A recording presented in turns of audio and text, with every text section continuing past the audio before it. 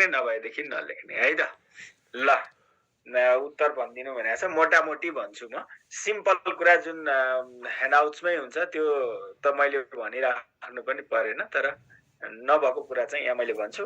एक सेट ह्यान्डआउट्स पनि दिन्छु भनेको छु मैले, त्यो भोलितिर म सबै पठाइदिन्छु, भर्ना हुने जतिले पाउनुहुन्छ। त्यही भएर त्यो ह्यान्डआउट्समा भएको कुरा यहाँ फेरि उत्तर सबै भनिराख्नु त पर्दैन, तर कुनै कुनै सिलसिला मिलाउनलाई त्यहाँको कुरा यता ल्याएको पनि हुनसक्छ। ओके, ल यो पहिलो प्रश्न चाहिँ शासनको परिचय दिँदै यसका सूचकहरू उल्लेख गर्नुहोस् र नेपालमा त्यस्ता सूचकहरूको अवस्थाबारे विश्लेषण गर्नुहोस् भन्ने प्रश्न हुँदाखेरि चाहिँ शासनको परिचय भनेको चाहिँ अब शासन के हो भनेर यहाँ लेख्ने हो हैन। त्यो अब यसलाई सिम्पलमा लेख्ने, एकदमै संक्षिप्तमा लेख्ने। यो चाहिँ विकासका लागि उक्त सीमित आर्थिक तथा सामाजिक स्रोतको व्यवस्थापन गर्न शक्तिको प्रयोग गर्ने प्रक्रिया शासन हो भन्न सकियो। यसका लागि के जरुरी हुन्छ भन्दाखेरि चाहिँ लोकतान्त्रिक सरकार वा सत्ता, त्यसपछि गएर विधिको शासन यानि कि ऐन कानुन नियम र सरकारको काम गर्ने क्षमता जरुरी हुन्छ। यी तीनटा कुरा भयो भने मात्रै शासनले काम गर्छ भनेर भन्न सक्नुहुन्छ। अलिकति यो परम्परागत रूपमा सरकारलाई नै शासन भनेर बुझ्ने गरिएकोमा पछिल्लो समय निजी क्षेत्र, नागरिक समाज, अन्तर्राष्ट्रिय समुदाय सहितको सहकार्य र साझेदारीमा आम नागरिकको हितका लागि काम गर्ने पद्धति शासन हो भन्नुपर्ने हुन्छ हैन। र शासनमा देशभित्रै राष्ट्रिय र उपराष्ट्रिय तहहरू र चाहिँ देशको सीमा बाहिर पराराष्ट्रिय तह मिलेर कार्य गर्ने पद्धतिको अवलम्बन गरिएको हुन्छ भनेर यसरी परिचय दिने। धेरै यसमा लेख्नै परेन, 3 नम्बरको।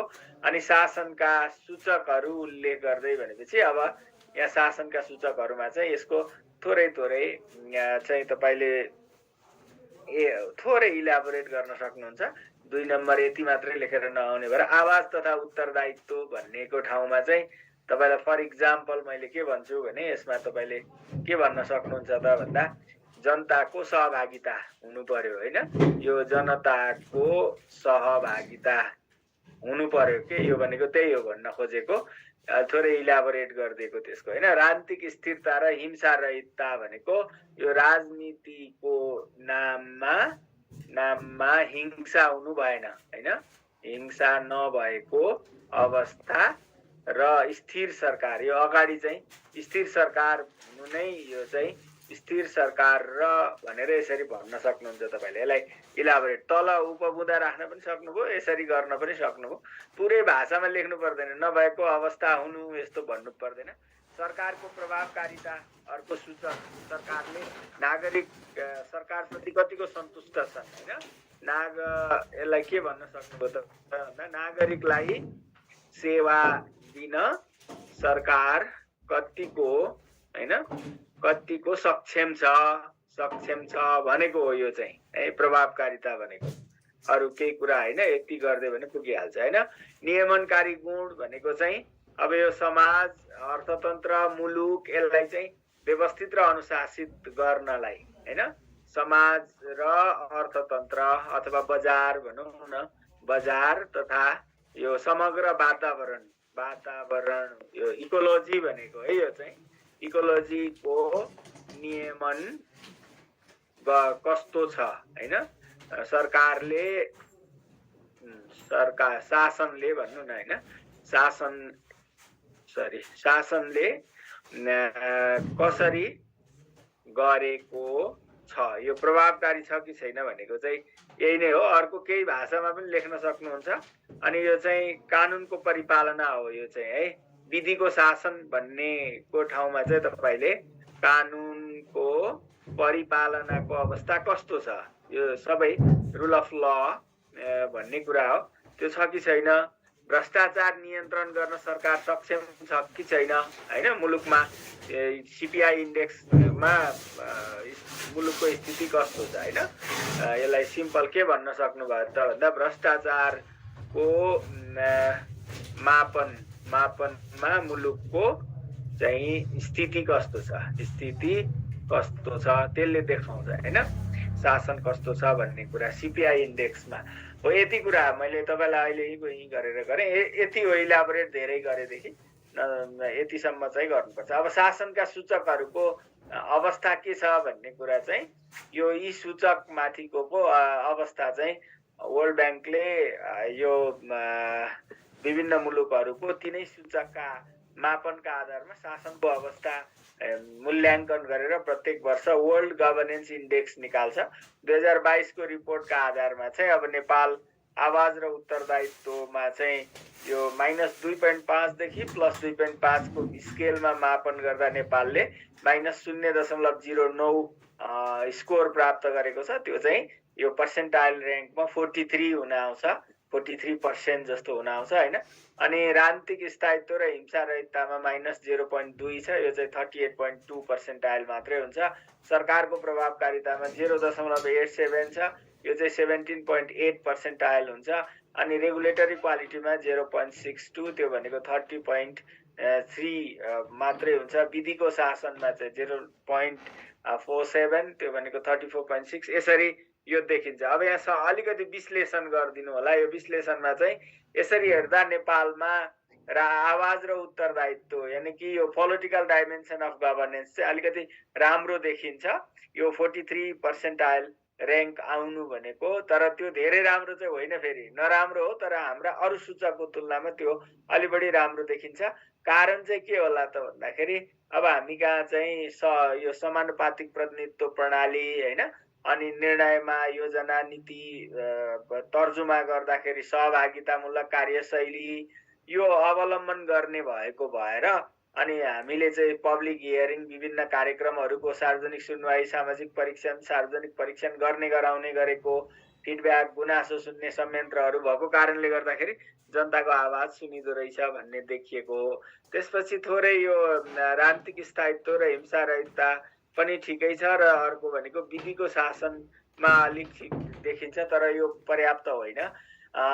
यो राजनीतिक स्थायित्व भन्ने त त्यति छैन, तर चाहिँ नयाँ संविधानले परिकल्पना गरेको र शान्ति प्रक्रिया करिब टुङ्गिएको अवस्थामा चाहिँ यो हिंसा रहितता र राजनीतिक स्थायित्वमा अलिक बेटर भएको मात्रै हो। अरू सूचकहरूको स्थिति चाहिँ बिलो यो तपाईँले चाहिँ हेर्नुभयो भने 40 जुन छ, बिलो 40 को स्कोरलाई राम्रो मान्न सकिँदैन। त्यसैले नेपाल संविधान, ऐन कानुन, संस्था, प्रणाली यसका हिसाबले यो चाहिँ समृद्ध नै देखिन्छ शासन प्रणाली, तर अभ्यास र त्यसले दिने परिणामका हिसाबले चाहिँ सबै कमसल देखिन्छ भन्ने कुरा यी सूचकहरूले देखाउँछ भनेर थोरै लेख्ने अनि निष्कर्ष लेख्ने। संस्था, प्रक्रिया र प्रणाली भएर मात्रै शासन राम्रो हुँदो रहेनछ।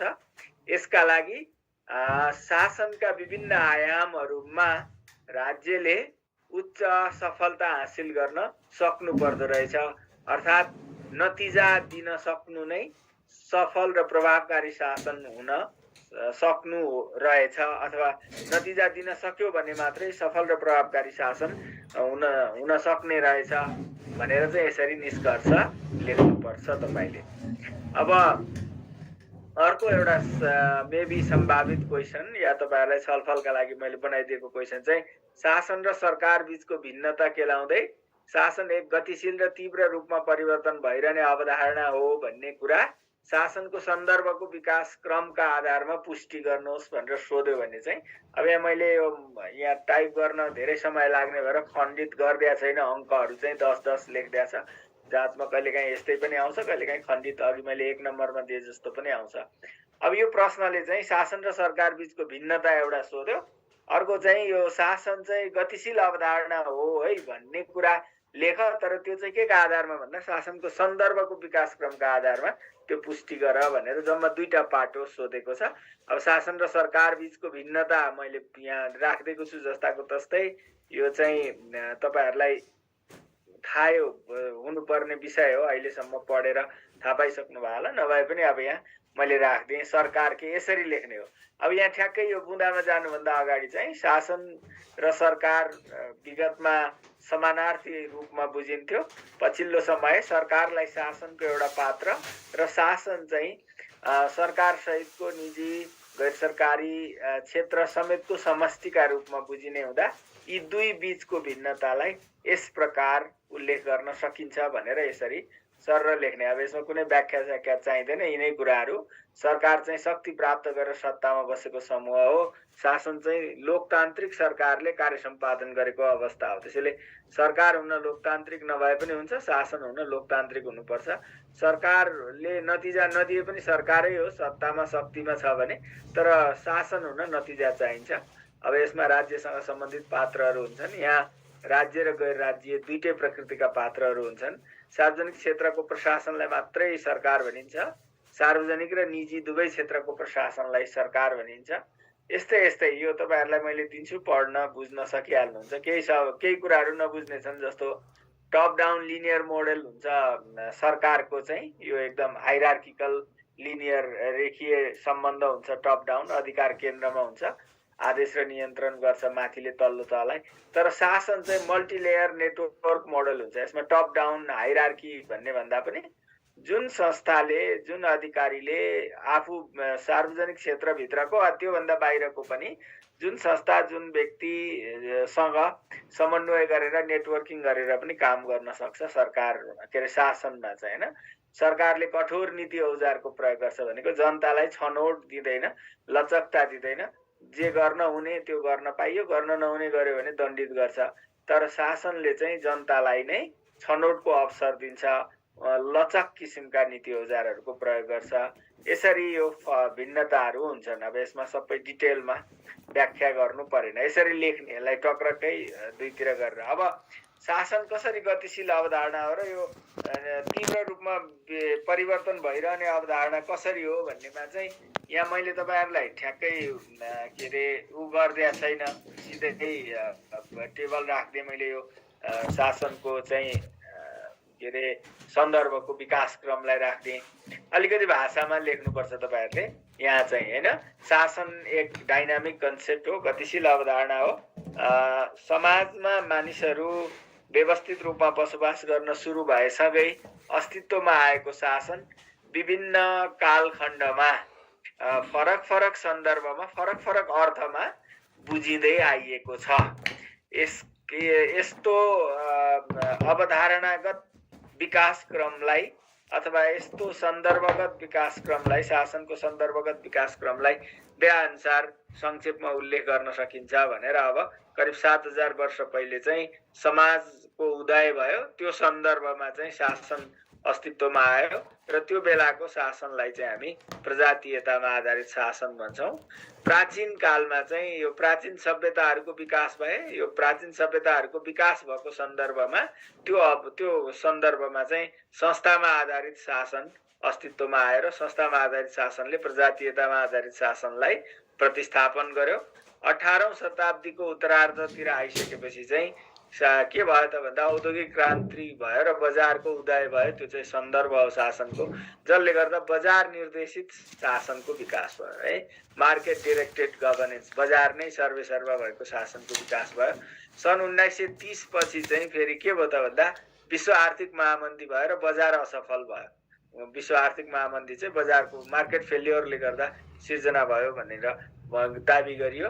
त्यो सन्दर्भ भयो। अनि शासन चाहिँ कस्तो शासन विकास भयो त त्यो सन्दर्भमा भन्दा संकुचित शासन र कल्याणकारी सरकारको मान्यता विकास भयो। एकदमै न्यारो सरकारले चाहिँ राजस्व उठाउने, सीमा रक्षा, सार्वभौम सत्ताको रक्षा गर्ने, शान्ति सुरक्षा दिने काम मात्रै हो, बजारमाथि हस्तक्षेप गर्नु हुँदैन भनेर संकुचित शासनको मान्यता र सरकार चाहिँ कल्याणकारी हुनुपर्छ यो भन्ने कुरा चाहिँ के भयो त भन्दाखेरि विकास भयो, हैन।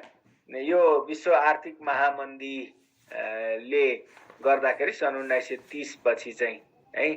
अब यो सन् 1980 पछि चाहिँ आर्थिक उदारीकरण को अवधारणा आयो। आर्थिक उदारीकरणको अवधारणा सँगै चाहिँ आधुनिक शासनको यो जुन बृहत अवधारणा हो त्यसको विकास भयो। यसले चाहिँ के भन्यो भने शासन भनेको सरकार मात्रै होइन, यो संकुचित भनेको शासन भनेको चाहिँ खासमा यो सरकार मात्रै शासन हो भन्ने कुरा हो, है। यो संकुचित शासन भनेको चाहिँ शासन सम्बन्धी संकुचित अवधारणा, सरकार नै शासन हो भन्ने निजी क्षेत्र नागरिक समाजलाई नमान्ने भएको भएर भने आर्थिक उदारीकरणले चाहिँ त्यो संकुचितको बदला बृहत अवधारणाको विकास गर्यो। त्यो भनेको चाहिँ निजी क्षेत्र, नागरिक समाज, अन्तर्राष्ट्रिय जगत, उपराज्यीय तहहरू यी सबै शासनका अवयव हुन् भन्यो। सन् 1990 पछि चाहिँ सञ्जालीकरण, सूचना प्रविधिको विकास, अन्तर्निर्भरता र सहशासनको विकास भयो। यो सन्दर्भ चाहिँ ग्लोबल सन्दर्भ चाहिँ नेटवर्कको विकास भयो, आइसिटीको विकास भयो र देश बीचमा आर्थिक रूपमा र राजनीतिक रूपमा, सांस्कृतिक रूपमा पनि अन्तर्निर्भरता बढ्यो र त्यो सँगै सहशासन, को गभर्नेन्सको मान्यताको पनि विकास भयो। त्यसले गर्दा आधुनिक बहुस्तरीय शासनको विकास भयो 1990 पछि चाहिँ। अहिले पछिल्लो समय कन्टेम्पोरेरी टाइममा चाहिँ नयाँ सार्वजनिक व्यवस्थापन, नयाँ सार्वजनिक सेवा, नयाँ सार्वजनिक शासनका अवधारणाहरू विकास भएका छन्। यिनीहरूले चाहिँ सञ्जालीकृत, यो तीकृत भएछ, सञ्जातीकृत होइन, यो सञ्जालीकृत एवं विद्युतीय शासन, डिजिटल गभर्नेन्स, यो मान्यता चाहिँ अहिले विकास, यस्तो प्रकृतिको शासनको विकास भएको छ भनेर यसरी हेर्दा हेर्नुहोस् त यो स्टेप कतिचोटि 1 2 3 4 5 6 7 सातवटा मोड अफ यो चेन्ज भनौँ न शासनको अवधारणामा चाहिँ विभिन्न सातवटा फरक सन्दर्भमा, सातवटा फरक अर्थमा शासनलाई बुझिएछ, यसरी विकास हुँदै आएछ। त्यसैले यो गतिशील अवधारणा हो भनेर यहाँ पनि एक लाइन लेख्न सक्नुहुन्छ। उल्लेखित शासनको अवधारणाको सन्दर्भगत विकास क्रम हेर्दाखेरि शासन स्थिर मान्यता होइन, यो निरन्तर परिवर्तन भइरहने गतिशील मान्यता हो।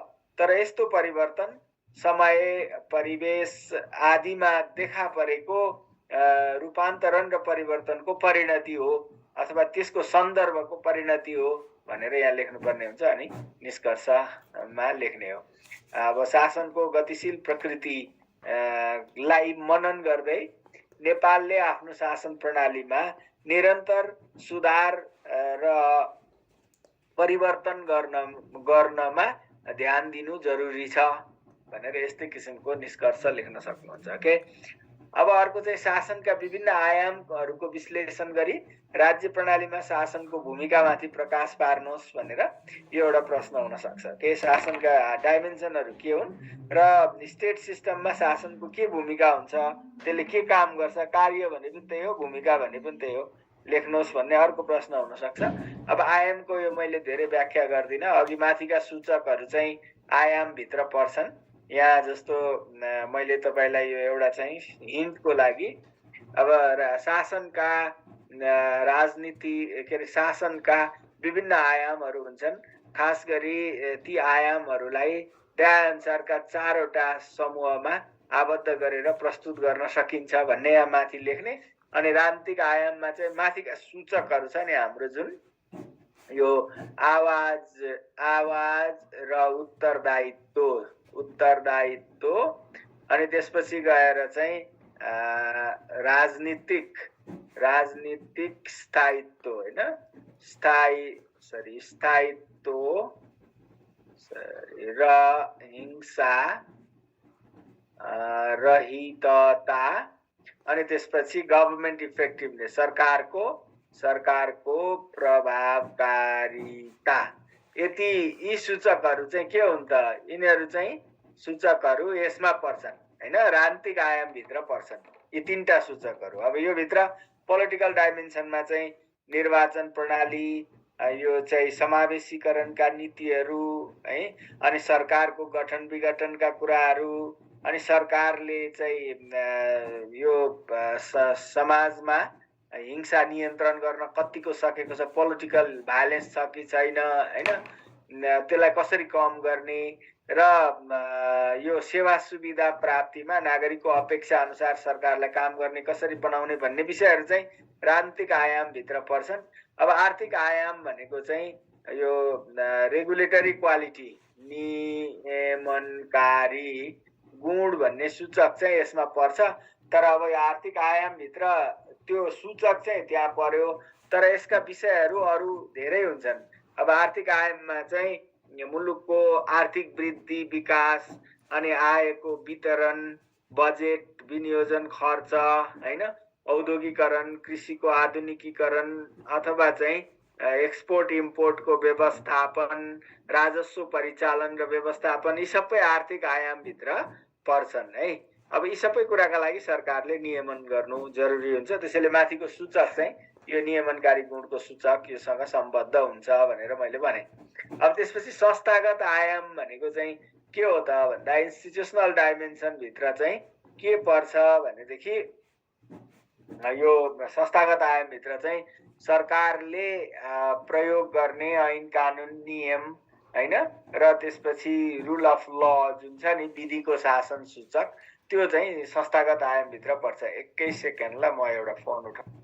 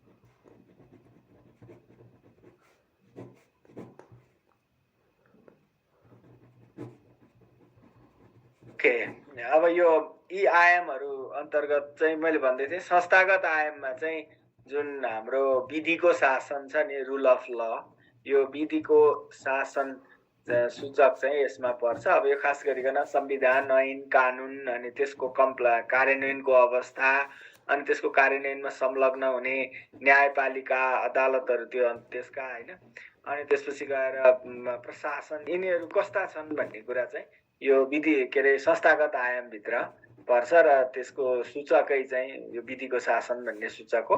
अब नैतिक आयाममा चाहिँ यो जुन करप्सन कन्ट्रोल छ नि, भ्रष्टाचार नियन्त्रण चाहिँ नैतिक आयाम अन्तर्गत पर्छ। अर्थात् यो यसमा अरू धेरै कुरा पनि होलान्। भन्न सकिन्छ नैतिक आयाममा चाहिँ राज्यका संस्था संरचनाहरू इथिकल छन् कि छैनन् भनेको, सदाचार युक्त छन् कि छैनन्, अनि सरकारले सदाचारिता कायम गर्नका लागि के कति कोड अफ कन्डक्ट बनाएको छ, कार्यान्वयन गरेको छ कि छैन हैन, अनि त्यस्तै गरिकन यो सदाचारलाई प्रमोट गर्नका लागि भ्रष्टाचार, अनियमितता, दुराचार नियन्त्रण गर्ने नीतिहरू के छन्, संस्थाहरू के छन्, तिनको प्रभावकारिताको अवस्था के छ हैन, यी सबै कुरा चाहिँ के अन्तर्गत पर्छ त भन्दाखेरि यो नैतिक आयामभित्र पर्छ। मैले खालि त्यो 6 वटा सूचकलाई कुन कुन आयाममा पर्छ भनेर यहाँ राखिदिएँ। यसरी यो शासनका आयामहरू भए। अब राज्य प्रणालीमा शासनको के भूमिका हुन्छ त भन्दाखेरि चाहिँ अब शासन समग्र राज्य प्रणालीलाई सञ्चालित र व्यवस्थित गर्ने के अरे समष्टिगत संयन्त्र हो।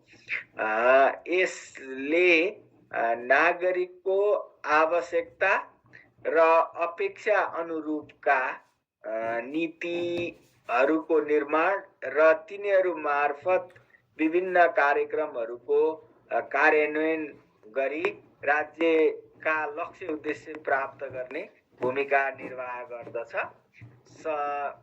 बुदागत रूपमा भन्नुपर्दा वा विशिष्टीकृत रूपमा भन्नुपर्दा, अझ विस्तृत रूपमा भन्नुपर्दा राज्य प्रणालीमा शासनको भूमिकालाई त्यहाँ अनुसार उल्लेख गर्न सकिन्छ भनेर जाने। अब यसमा चाहिँ सबभन्दा पहिला चाहिँ राष्ट्रिय सोच तथा लक्ष्यहरूको निर्धारण गर्ने मेजर भूमिका हो है। नेसनल भिजन र गोलहरू डिटरमाइन गर्ने कुरा भयो। नीति योजना तथा कार्यक्रमहरूको निर्माण र कार्यान्वयन गर्ने पनि हो हैन। नीति योजना तथा कार्यक्रमहरूको निर्माण र कार्यान्वयन, सार्वजनिक स्रोतको संरक्षण र परिचालन गर्ने पनि हो।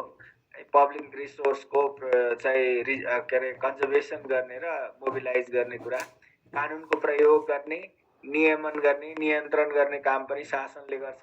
अनि साझेदारहरू भनेको आन्तरिक र बाह्य दुईटै हुन सक्छन्। देशभित्रैका आन्तरिक भए, देशभन्दा बाहिरका बाह्य भए, यी आन्तरिक र बाह्य साझेदारहरूसँग समन्वय र सहकार्य गर्ने राज्यको लक्ष्य उद्देश्य हासिल गर्नका लागि।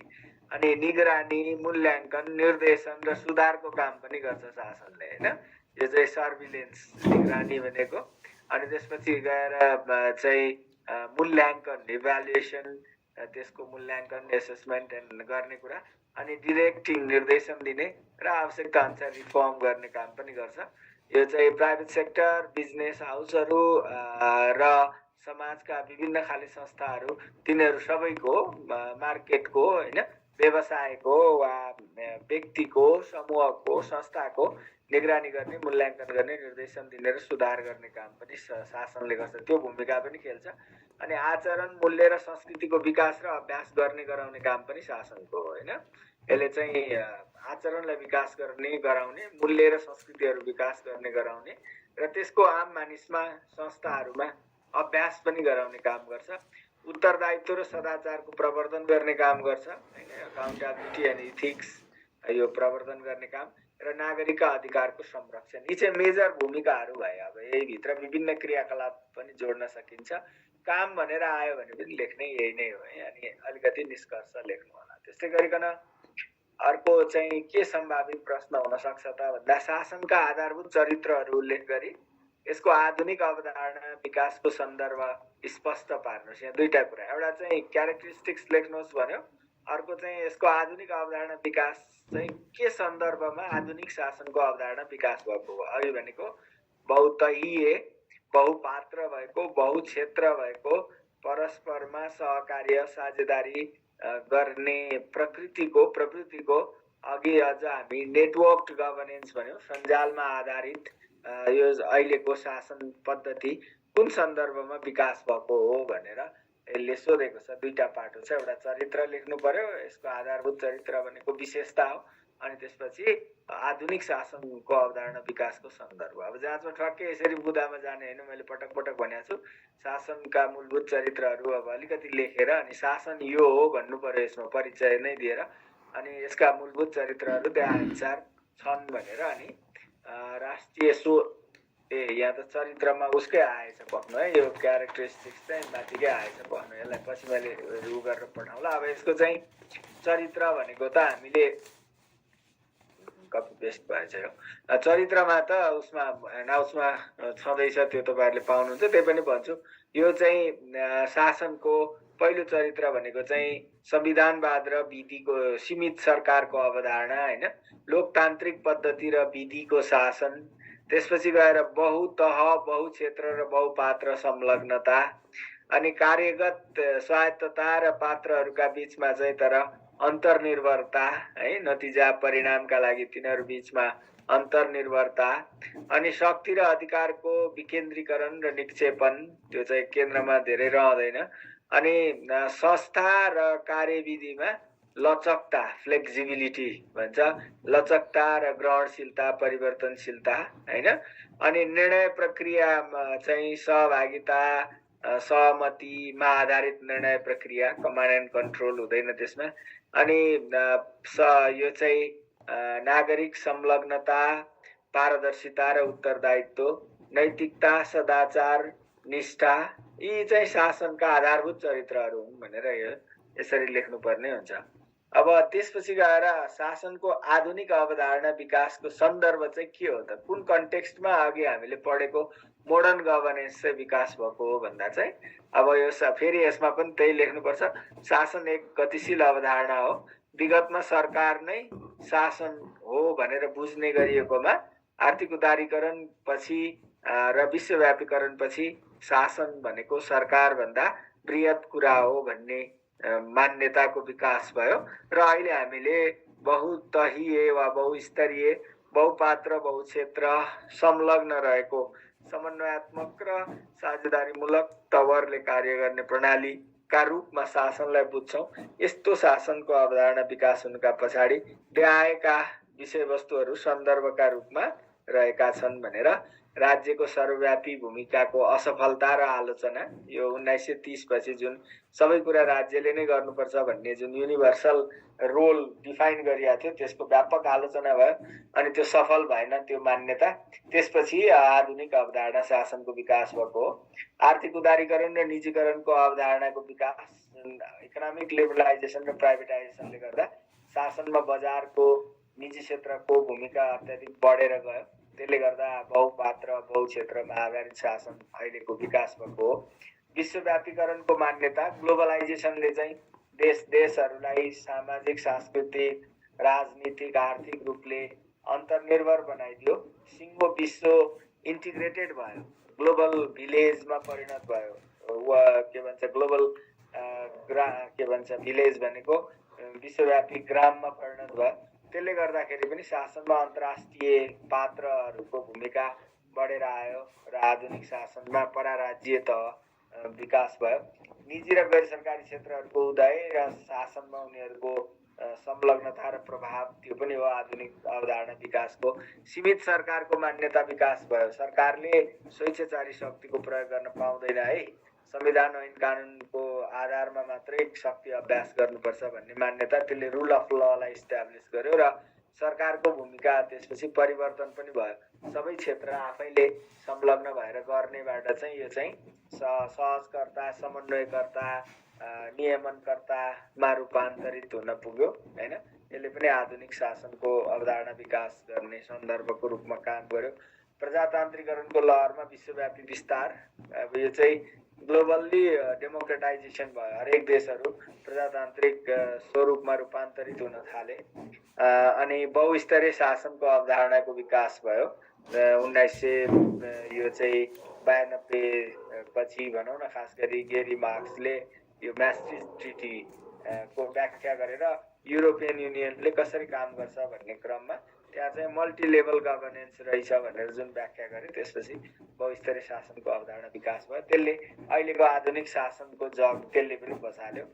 अनि पराराज्य संरचना भनेको देशको मुलुकको सीमाभन्दा बाहिर माथि, देशभन्दा माथि पनि संरचना बने। क्षेत्रीय उपक्षेत्रीय अन्तर्राष्ट्रिय सङ्गठनहरू जुन बने नि, त्यसले पनि शासनमा प्रभाव पार्न थाले। तिनीहरूलाई पराराज्य संरचना भन्छौँ। तिनीहरूको विस्तारले पनि आधुनिक अवधारणा विकास भएको शासनको र विकेन्द्रीकरण र स्थानीय स्वायत्त शासनको मान्यताले पनि हो। डिसेन्ट्रलाइजेसन, केन्द्रमा मात्रै शक्ति राख्नु हुँदैन राज्यमा भन्ने, यी चाहिँ शासनको आधुनिक अवधारणा विकासका सन्दर्भहरू हुन् भनेर यसरी लेख्नु पर्यो। त्यस्तै प्रभावशाली नेटवर्कहरूको विकास, अब अहिले त तपाईँहरूले हेर्नुभयो भने ग्लोबल नेटवर्कहरू हुन्छ, सबै प्रोफेसनहरूका, च्यारिटी अर्गनाइजेसनहरूका, एनजिओ आइएनजिओहरूका नेटवर्कहरू हुने भए गभर्नेन्सकै ग्लोबल गभर्नेन्सको ग्लोबल नेटवर्क हुन्छ हैन। यी यस्ता खालका नेटवर्कहरू, अहिले त फेरि भर्चुअल नेटवर्कहरूको पनि विकास र विस्तारले गर्दा पनि यो आधुनिक शासनको अवधारणालाई योगदान पुर्याएको छ र अनौपचारिक शासनको मान्यताको विकासले पनि यसरी गर्ने र अन्त्यमा अलिकति निष्कर्ष लेख्ने। त्यस्तै गरेर शासनका राजनीतिक र प्रशासनिक संरचनाको परिचय दिँदै नेपालको शासन प्रणालीमा राजनीतिक र प्रशासनिक संरचनाको खाका प्रस्तुत गर्नुहोस् भनेर भन्यो भने, एउटा त के हो राजनीतिक संरचना, के हो प्रशासनिक संरचना परिचय दिनु पर्यो। अनि यो चाहिँ कस्तो खाका छ नेपालमा राजनीतिक संरचना र प्रशासनिक संरचनाको भन्ने कुरा लेख्नु पर्यो। अब राजनीतिक संरचनालाई डिफाइन गर्ने, प्रशासनिक संरचनालाई पनि डिफाइन गर्ने, अनि यिनीहरू एकअर्कामा अन्तर सम्बन्धित हुँदा हुँदै पनि केही आधारभूत भिन्नता छन् भनेर भिन्नतासम्म लेख्ने परिचय भयो के।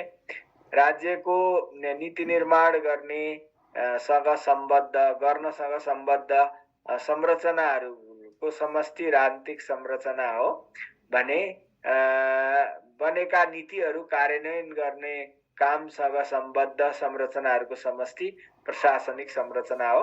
राजनीतिक संरचना र प्रशासनिक संरचना समग्र शासन सम्बद्ध दृष्टिकोणका दुई महत्त्वपूर्ण आयामहरू र अभिन्न आयामहरू हुन्। एउटाको अनुपस्थितिमा शासन सम्भव हुँदैन, तथापि यी दुईटाका बीचमा केही आधारभूत भिन्नताहरू पनि हुन्छन् जसलाई त्यहाँअनुसार उल्लेख गर्न सकिन्छ भनेर यो चाहिँ राजनीतिक संरचना नीति निर्माणमा संलग्न हुन्छ, प्रशासनिक संरचना नीति कार्यान्वयनमा। अनि राजनीतिक संरचना अस्थायी प्रकृतिको हुन्छ, प्रशासनिक संरचना चाहिँ स्थायी प्रकृतिको। चुनिएका अधिकारी हुन्छन् राजनीतिक संरचनामा, छानिएका अधिकारी हुन्छन् प्रशासनिक संरचनामा, हैन। अनि राजनीतिक सिद्धान्त र दलको घोषणा पत्रबाट निर्देशित र प्रभावित हुन्छ राजनीतिक संरचना, तर प्रशासनिक संरचना चाहिँ व्यावसायिक मूल्य, मान्यता, मौजुदा ऐन नियम यस्ता कुराहरूबाट निर्देशित हुन्छ र नागरिक अपेक्षा र समस्याको प्रतिनिधित्व गर्दै सो अनुरूपको योजना र कार्यक्रम बनाउने दायित्व चाहिँ राजनीतिक संरचनाको है। नागरिकको अपेक्षाको प्रतिनिधित्व कसले गर्ने हो त भन्दा राजनीतिक संरचनाले गर्ने हो। अनि त्यसपछि योजना र कार्यक्रम नीति बनाउने काम पनि राजनीतिक संरचनाको हो। तर कार्यक्रम कार्यान्वयन गरेर नागरिकको अपेक्षालाई खासमा मूर्तता दिने काम र समस्यालाई समाधान गर्ने काम, अपेक्षा र समस्या बोकिने काम, प्रतिनिधित्व गर्ने काम चाहिँ राजनीतिक संरचनाको हो भने त्यसलाई समाधान गर्ने र त्यो चाहिँ अपेक्षालाई प्राप्ति गराइदिने काम चाहिँ फेरि प्रशासनिक संरचनाको हो। यस्तो भिन्नता हुन्छ। अब यहाँ तल एक सेन्टेन्स तपाईँले के लेख्न सक्नुहुन्छ त भन्दाखेरि यो चाहिँ राजनीतिक संरचना र प्रशासनिक संरचनाका यस्ता भिन्नताहरू हुँदाहुँदै पनि एकअर्काका परिपूरक र अन्तर सम्बन्धित विषयहरू हुन् भनेर अलिकति लेख्नुपर्ने हुन्छ, हैन। अनि त्यति लेखिसकेपछि चाहिँ अब नेपालको राजनीतिक संरचनाको चाहिँ के अरे खाका कस्तो छ भनेर चाहिँ यसरी लेख्नुपर्ने हुन्छ। राजनीतिक संरचना भन्ने अनि नेपालको राजनीतिक संरचना चाहिँ संविधानको धारा 56 ले 3 तहको राज्य संरचना सङ्घ, प्रदेश र स्थानीय भनेको र ती तहहरूका बीचमा सहकार्य, सहअस्तित्व र समन्वयको सम्बन्ध हुने भनेर 232 ले भनेको सन्दर्भमा नेपालको प्रशासनिक र राजनीतिक संरचनालाई पनि तीनै तहमा हेर्नुपर्ने हुन्छ भनेर भन्ने। अनि त्यसपछि अब त्यहाँअनुसार हेर्नुपर्ने हुन्छ वा उल्लेख गर्न सकिन्छ भनेर। अनि राजनीतिक संरचनामा चाहिँ सङ्घीय राजनीतिक संरचना, प्रादेशिक राजनीतिक संरचना र स्थानीय राजनीतिक संरचना भन्ने, प्रशासनिकलाई पनि त्यही हो, सङ्घीय, प्रादेशिक र स्थानीय गरेर यहाँ यसमा यो पर्छ भनेर छुट्याउने हो। अब यहाँ मैले सबै तपाईँहरूलाई भनिराख्दिनँ, त्यो यहाँ पढ्नु भएको छ तपाईँहरूले भन्ने मलाई लाग्छ, पढिसक्या नै हुनुपर्छ, हैन। यो कन्ट्रोल अन्डरलाइन हो कि पढिसक्या हुनुपर्छ। राजनीतिक भन्ने सङ्घीय, यो चाहिँ सङ्घीय, अनि त्यसपछि गएर चाहिँ प्रादेशिक र चाहिँ स्थानीय भनेर यसरी छुट्टा छुट्टै कुनमा के पर्छ त संरचना भनेर लेख्ने हो। यो एनाउन्समा हेर्नु होला, यसमा केही छैन, तपाईँले लिस्ट मात्रै बनाउने हो। यसमा प्रशासनिकको पनि त्यस्तै गरेर तपाईँले चाहिँ तीनटै लेख्नुपर्ने हुन्छ। ओके, सङ्घीय, प्रादेशिक र स्थानीय प्रशासनिक संरचना भनेर लेख्नुपर्ने हुन्छ। अनि त्यति लेखिसकेपछि चाहिँ निष्कर्ष लेख्ने हो, हैन। अब एउटा क्वेसन चाहिँ राज्यका प्रचलित स्वरूपहरू के छन्? प्रचलित भनेको संसारमा अभ्यास भएका, डेमोक्रेटिक शासन पद्धति अवलम्बन गर्ने मुलुकहरूले अभ्यास गरेका राज्यका स्वरूपहरू, हैन, के छन्? अनि एकात्मक स्वरूपको राज्यका सबल तथा दुर्बल पक्षको विश्लेषण गर्दै यसका विकल्पहरू प्रस्तुत गर्नुहोस् भन्यो। यो अलिकति युनिक खालको क्वेसन छ है, ध्यान दिनु होला। यहाँ मैले आन्सर सबै लेखिदिएको छैन, टिप्नु होला। अब राज्यका या त धेरै त छ आन्सर, तपाईँहरूले पढेकै कुरा लेख्ने हो। राज्यका स्वरूपहरू चाहिँ संसारमा हेर्ने हो भने लोकतान्त्रिक मुलुकहरूले अवलम्बन गरेका स्वरूप चाहिँ मूलतः 3 प्रकृतिका हुन्छन्, 3 प्रकारका हुन्छन् भन्ने। अब यो चाहिँ एकात्मक, अनि सङ्घीय र चाहिँ यो के भन्छ कन्फेडरेसन भनेर भन्छ, महासङ्घीय भन्न सकियो। अथवा मोटामोटी अभ्यासमा अहिले भएका 2टा मात्रै भन्न पनि सक्नुहुन्छ, एकात्मक राज्य र सङ्घात्मक राज्य भनेर भन्न सक्नुहुन्छ, हैन। अब यसमा एकात्मकको या विकल्प प्रस्तुत गर्नुहोस् भनेर लेख्यो भने राम्रो हुन्छ, हरू भन्नुभन्दा पनि। अब यसमा चाहिँ एकात्मक र सङ्घीय भनिसकेपछि अलिकति ती दुईटैको परिचय दिनु पर्यो। राज्य शक्तिको प्रयोग, सार्वभौम सत्ता र राज्य शक्तिको प्रयोग मुलुकभर एक तहबाट केन्द्रबाट मात्रै हुन्छ भने त्यस्तो राज्यलाई हामी एकात्मक राज्य भन्छौँ। एकात्मक राज्यमा चाहिँ के हुने भयो त भन्दाखेरि यो सार्वभौम सत्ता केन्द्रमा मात्रै निहित हुने भयो र एकात्मक राज्यले शक्तिलाई धेरै विकेन्द्रीकरण नगर्ने भयो, केन्द्रमा सीमित राखेर कमान्ड एन्ड कन्ट्रोलको शैलीमा शासन सञ्चालन गर्ने भयो हैन। अनि तर एकात्मक भित्रै फेरि विकेन्द्रीकरणद्वारा अथवा अधिकारको स्थानान्तरण वा चाहिँ निक्षेपण वा के अरे प्रत्यायोजन वा निक्षेपण जस्ता विधि प्रयोग गरेर यो विकेन्द्रीकृत शासन प्रणालीको अवलम्बन चाहिँ एकात्मकमै हुन पनि सक्छ। त्यसैले एकात्मक हुने बित्तिकै निरङ्कुश खराब शासन हुन्छ भन्ने छैन। संसारका 90% भन्दा बढी मुलुकहरू एकात्मक स्वरूपकै छन् र तिनीहरू थुप्रै ज्यादै उदाहरणीय हिसाबले सफल बनेका बेलायत, जापान जस्ता राज्यहरू पनि छन् एकात्मकमा र चाहिँ एकदमै असफल बनेका मुलुकहरू पनि छन् एकात्मक स्वरूप भएकोमा। त्यसैले यो कस्तो स्वरूपको हो भन्ने कुराले राज्यको प्रभावकारितालाई प्रतिनिधित्व चाहिँ गर्दैन, त्यसले कसरी काम गरेको छ भन्ने कुरा महत्त्वपूर्ण हुन्छ। अनि एकात्मक पछि सङ्घात्मक राज्य भनेको चाहिँ सार्वभौम सत्ता राज्य शक्तिको दुई वा दुईभन्दा बढी तहबाट प्रयोग हुने प्रणाली भएको राज्यलाई हामी सङ्घात्मक राज्य भन्छौँ। यसमा एउटा लिखित संविधान आवश्यक पर्छ र संविधानले केन्द्रमा रहेको शक्तिलाई यो सङ्घीय एकाइहरू प्रदेश, स्थानीयता आदिको स्थापना गरेर संविधानद्वारा हस्तान्तरण गर्छ र एकल र साझा दुई किसिमका अधिकारहरू हस्तान्तरण भएको हुन्छ। त्यसैले एकल अधिकारको सन्दर्भमा सङ्घीयतामा स्वशासन हुन्छ, साझा अधिकारको सन्दर्भमा साझेदारी शासन पनि हुन्छ हैन। र यो सङ्घीय प्रणाली चाहिँ समावेशीकरण, विकेन्द्रीकरण र बढी लोकतान्त्रिक पद्धतिको अभ्यासका लागि उपयुक्त मानिन्छ र भनिसकेपछि चाहिँ अर्कोमा गएर एकात्मक राज्यका सबल तथा दुर्बल पक्ष भन्नेमा अब एकात्मक राज्य यस्तो हो अनि यसका सबल र दुर्बल पक्ष देहायअनुसार छन् भनेर सबल पक्ष भन्ने, दुर्बल पक्ष भन्ने लेख्ने यसमा हैन। अनि एकात्मक राज्यको विकल्प भनेको त खासमा सङ्घीय राज्य नै हो। माथि उल्लेख गरिसकियो दुईटा प्रकृतिका राज्य प्रणालीहरू हुन्छन्। त्यसमध्ये अब एकात्मकले राज्यका, समाजका, नागरिकका समस्याहरूलाई सम्बोधन गर्न सकेन र राज्यलाई मार्गदर्शन गर्न वा हाँक्न त्यो पर्याप्त प्रभावकारी भएन भने यसको विकल्पका रूपमा चाहिँ सङ्घीय राज्यको अवलम्बन गरिन्छ। अब एकात्मकको विकल्पका रूपमा किन सङ्घीय चाहिने हो त भन्दा एकात्मक राज्यमा चाहिँ अलिकति के हुने भयो त भन्दाखेरि समावेशीकरण, विविधताको व्यवस्थापन गर्न कठिन हुने भयो।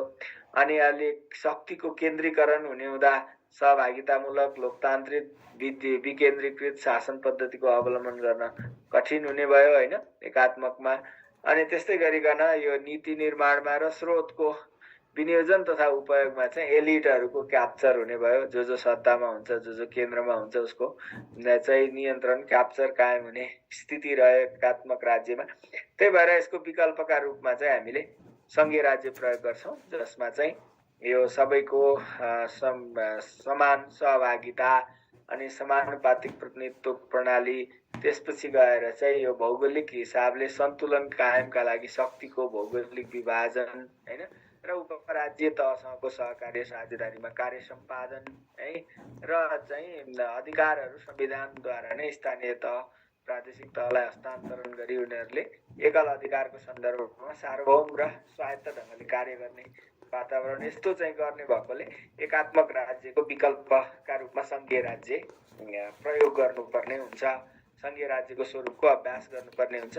विश्वमा यस्तै किसिमका अभ्यासहरू पनि रहेका छन् भनेर हामीले भन्न सक्छौँ र निष्कर्ष हामी लेख्न सक्छौँ। यसरी आन्सरहरूलाई चाहिँ लेख्ने हो। अब एउटा चाहिँ दुईटा अब इम्पोर्टेन्ट क्वेसनको छलफल गर्छु आज, अनि त्यसपछि हेरौँ समय रह्यो भने अरू केही गर्न सकिन्छ। अब दुईटा आउन सक्ने भनौँ न, एउटा एकचोटि आइसकेको अनि यो लेख्न तपाईँहरूले वेल अर्गनाइज गरेर लेख्न चाहिँ चुनौती हुने खालको क्वेसनहरू यहाँ म कुरा गर्दैछु है। एउटा चाहिँ सङ्घीय शासन प्रणालीका विशेषता उल्लेख गर्दै नेपालको संविधानले संघीयताका यस्ता विशेषताहरू के कति मात्रामा समेटेको छ चर्चा गर्नुहोस् भन्ने एउटा प्रश्न हुन सक्छ। संविधान पढेको हुनु पर्यो संघीयताको सन्दर्भमा कहाँ के व्यवस्था छन् भनेर, अनि अर्को त संघीयताका विशेषता पनि प्रसंग के लाउन सकेको हुनु पर्यो। फेरि धेरै थोक लेखा छन् गाइडहरुमा हैन, तर तपाईँ ठोस कुरा चाहिँ के हो त त्यसको फिचर भनेर अब ठ्याक्कै यसले मागेको 5 नम्बर अथवा अलिक कम 4 नम्बर 3 नम्बरको चाहिँ विशेषता हो भने 7 नम्बरको चाहिँ संविधानमा भएको व्यवस्था होला। अब संघीयताका विशेषता भन्दा चाहिँ टक्रक्कै संघीयता अलिकति परिभाषित गर्ने राज्य शक्तिको 2 वा 2 भन्दा बढी तहबाट प्रयोग गर्ने प्रणाली संघीयता हो। यसमा उपराज्यीय तहहरू एकल अधिकारको सन्दर्भमा स्वशासन गर्न सक्ने र चाहिँ साझा अधिकारको सन्दर्भमा साझेदारीको स्वरूपमा काम गर्नुपर्ने हैसियतमा रहेका हुन्छन्। यसै विषयलाई केन्द्रबिन्दुमा राखेर संघीयताका विशेषताहरूलाई देहानुसार उल्लेख गर्न सकिन्छ भनेर यसमा राज्य शक्तिको 2 वा 2 भन्दा बढी तहबाट प्रयोग हुन्छ पहिलो विशेषता। दोस्रो लिखित संविधान हुनु पर्यो र संविधानले नै को बाँडफाँड गरेको हुनु पर्यो विभिन्न तहका सरकार बीचमा। अनि सार्वभौम सत्ताको उपराज्यीय तहबाट पनि प्रयोग हुने हुनु पर्यो। उपराज्य भनेको प्रदेश र स्थानीय तहले पनि केही मात्रामा सार्वभौम सत्ताको प्रयोग गर्न पाउनु पर्यो। सार्वभौम सत्ताको भनेको कानुन बनाउने अधिकारको प्रयोग गर्न पाउनु पर्यो भनेर भनौं न। सार्वभौम सत्ताको उपराज्य तहबाट समेत प्रयोग हुन पाउनु पर्ने हुन्छ। अर्को चाहिँ सार्वभौम सत्ताको अन्तिम प्रयोगकर्ता चाहिँ संघ नै हुन्छ है। फेरि यो चाहिँ के भन्छ residual power rest in federation एउटा हैन, संघ यो अवशिष्ट अधिकार संघमा रहन्छ भन्ने हो एउटा भने। अर्को चाहिँ कानुन बनाउँदा संघीय ऐनसँग बाजिने गरेर प्रदेश र स्थानीय तहले बनाउन पाउनुहुन्न भनेको सार्वभौम सत्ताको अन्तिम प्रयोग त संघले गर्दो रहेछ।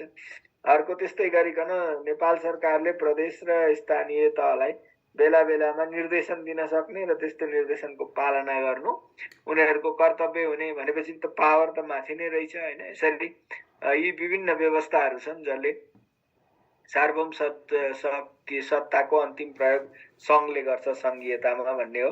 2 किसिमको शक्तिको हस्तान्तरण हुन्छ, एकल र साझा, अघि पनि भनिसके। अनि स्वशासन र साझेदारी शासनको उपस्थिति त्यहाँ सेल्फ गभर्नेन्स पनि हुन्छ, सेल्फ रुल पनि हैन, शेयर्ड रुल पनि सँगसँगै हुन्छ संघीयतामा। अर्को शक्तिको ठाडो सन्तुलन र नियन्त्रण। शक्तिको क्षितिजीय सन्तुलन र नियन्त्रण त हामी सबैलाई थाहा छ, 3टा अङ्ग बीच कार्यपालिका व्यवस्थापिका न्यायपालिका बीच हैन। तर अब संघीयतामा चाहिँ संघ प्रदेश र स्थानीय तहका बीच पनि शक्तिको बाँडफाँड भएर सन्तुलन र नियन्त्रण कायम भएको हुन्छ। अवशिष्ट अधिकार संघमै रहेको हुन्छ र स्रोत बाँडफाँड र साझेदारीका लागि स्वायत्त र स्वतन्त्र संस्थाको व्यवस्था हुन्छ भनेको यो चाहिँ राष्ट्रिय प्राकृतिक स्रोत तथा वित्त आयोगले स्रोत बाँडफाँड र साझेदारीको आधार फर्मुला मापदण्ड तर्जुमा गर्छ। त्यही अनुसार स्रोत बाँडफाँड हुन्छ, साझेदारी हुन्छ हैन। त्यो अनि राष्ट्रिय प्राकृतिक स्रोत तथा वित्त आयोग भनेको चाहिँ के हो त भन्दा यो चाहिँ संवैधानिक निकाय हो हैन, संवैधानिक निकाय हो। यस्तो विशेषताहरू संघीयतामा हुन्छन् भनेर भन्नु पर्यो। त्यसपछि नेपालको संविधानमा चाहिँ संघीयताका सन्दर्भमा के व्यवस्था छन् भन्नु भनेको थिएँ नि। अब यो चाहिँ एकदमै ठोस कुरा लेख्नु पर्यो है। यहाँ मैले लेख्दै छु, अब यही पढ्ने तपाईहरुलाई पुगि नै हाल्यो। नेपालको संविधानको धारा 4 ले चाहिँ नेपाल संघीय लोकतान्त्रिक गणतन्त्रात्मक राज्य हुने भनेर भनेको छ। त्यसै त्यही हो आधार, हाम्रो नेपाल संघीय राज्य हो भन्ने आधार धारा 4 हो। त्यसपछि त्यो उल्लेख गरेर चाहिँ अब संविधानले विभिन्न धाराहरूमा चाहिँ संघीय राज्यलाई व्यवस्थित गर्न देहायका व्यवस्थाहरू गरेको छ भनेर यसरी सिधै गइहाल्नु पर्यो। अब यसमा चाहिँ यहाँ जे लेख्दिएको छु यो अन्डरलाइन मुनि यति नै हो, अरु थप लेख्नु पर्दैन। यहाँ पहिलो चाहिँ के छ त भन्दा संघ प्रदेश र स्थानीय गरी 3 तहको राज्य संरचना हुने भन्छ धारा 56 ले। अनि 3 तहका एकल र साझा अधिकार अनुसूची 5 देखि 9 सम्म उल्लेख भएको बमोजिम हुने भनेर अधिकार संविधानले नै दिएको छ धारा 57 ले। अनुसूची 5, 6 र 8 चाहिँ क्रमशः संघ प्रदेश र स्थानीय तहको एकल अधिकार हो। अनुसूची 7 चाहिँ संघ र प्रदेशको साझा अधिकार हो र अनुसूची 9 चाहिँ संघ प्रदेश र स्थानीय तहको साझा अधिकार हो भनेर यसरी अधिकारको बाँडफाँड संविधानले 3 तहका बीचमा एकल र साझा गरेको छ। अनि 3 तहको अधिकारको सूचीमा नपरेको अधिकार सो तह संघमा रहने भनेर अवशिष्ट अधिकार चाहिँ संघमा हुने है भनेको छ धारा 58 ले। सङ्घ प्रदेश र स्थानीय तहले आर्थिक अधिकारको प्रयोग गर्न पाउने भनेर धारा 59 ले भनेको छ हैन। अनि तिनै तहले आफ्नो आर्थिक अधिकारको क्षेत्रमा चाहिँ कर लगाउन राजस्व उठाउन पाउने भनेर राजस्वको अधिकार पनि धारा 60 ले दिएको छ हैन। अनि परस्पर भनेको परस्पर हो, यो चाहिँ परस्पर सहयोगमा आधारित संघीयता हो नेपालको भनेर फेरि धारा 50 को 1 ले चाहिँ यसरी परस्पर सहयोगमा आधारित संघीय व्यवस्था भनेर भनेको छ। तीन तहबीचको अन्तर सम्बन्ध सम्बन्धी विभिन्न व्यवस्थाहरू भाग 20 मा गरिएको छ। एउटा छुट्टै खण्ड छ तीन तहको अन्तर सम्बन्ध, यो तह सरकारका तहहरू बीचको अन्तर सम्बन्धलाई व्यवस्थित गर्न छुट्टै भागको व्यवस्था, छुट्टै खण्डको व्यवस्था गरेको छ संविधानमा। अनि त्यसैमा अन्तर्गतै भाग 20 अन्तर्गतकै मुख्य गरेर चाहिँ सङ्घ प्रदेश र स्थानीय तहबीचको सम्बन्ध सहअस्तित्व, सहकारिता र समन्वयमा आधारित हुने भनेर भनेको छ धारा 232 ले हैन। अनि सङ्घ प्रदेश र स्थानीय तहबीच समन्वय कायम गर्न चाहिँ सङ्घले आवश्यक कानुन बनाउने भनेर धारा 235 ले कानुन चाहिँ सङ्घले बनाउने अधिकार दिएको छ हैन। अनि नेपाल सरकार, प्रदेश मन्त्री परिषद र स्थानीय तह भनेको गाउँ नगर कार्यपालिकाले चाहिँ आफ्नो प्रशासन सञ्चालन गर्न निजामती तथा अन्य सरकारी सेवाहरूको गठन गर्न सक्ने भनेर धारा 285 का विभिन्न उपधाराहरूमा भनिएको छ। अनि तीनै तहको अलग अलग कार्यकारी, विधायिकी संस्था र प्रक्रिया पनि संविधानले तोकिदिएको छ। यसरी संविधानले संघीयताका सम्बन्धमा व्यवस्थाहरू गरेको छ भनेर भन्ने। अनि अलिकति चाहिँ निष्कर्ष लेख्नु पर्यो। निष्कर्ष यसको चाहिँ मैले यहाँ लेखिदिएको रहेछु, फेरि कुनै कुनैको तपाईहरुलाई स्याम्पल होस् भन्ने हिसाबले सबै लेखेर त साध्य हुन्न। तर अब यसमा तपाईले हेर्नुभयो भनेदेखि चाहिँ यो अलिकति मिलाइदिउँ है त्यो तपाईहरुको। ओके ओके, यो चाहिँ अब के भयो त भन्दाखेरि